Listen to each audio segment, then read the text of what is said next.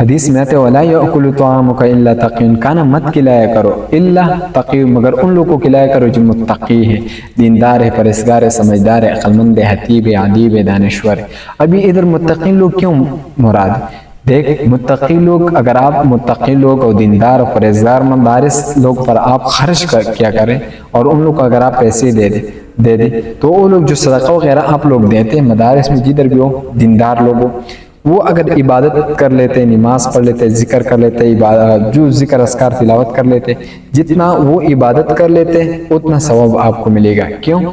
اس وجہ سے جو آپ لوگوں نے ان لوگوں کو کھلایا پلایا تو اس کے ذریعے وہ لوگ جو ہے نا عبادت کر سکتے ہیں، ان لوگوں کو جو ہے نا زندگی ملتا ہے، ان لوگ جو ہے نا جینا ان لوگوں کو آتا ہے۔ اگر ان کھانا چھوڑ لے، پینا چھوڑ لے تو ظاہر بات ہے انسان مر جاتا ہے۔ تو اس وجہ سے اللہ تقی، مگر ان لوگوں کو کھلایا کرو جو متقی ہے۔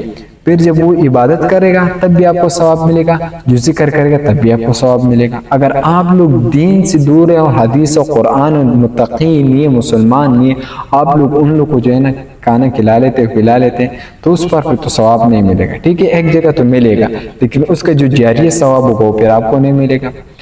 پھر ادھر اگر آپ نے متقین لوگوں پر کھلایا پلایا تو پھر جتنا وہ عبادت کر لیتے اتنا آپ کو ہی ثواب ملے گا، جتنا وہ نماز پڑھ لیتے تب آپ کو ثواب ملے گا۔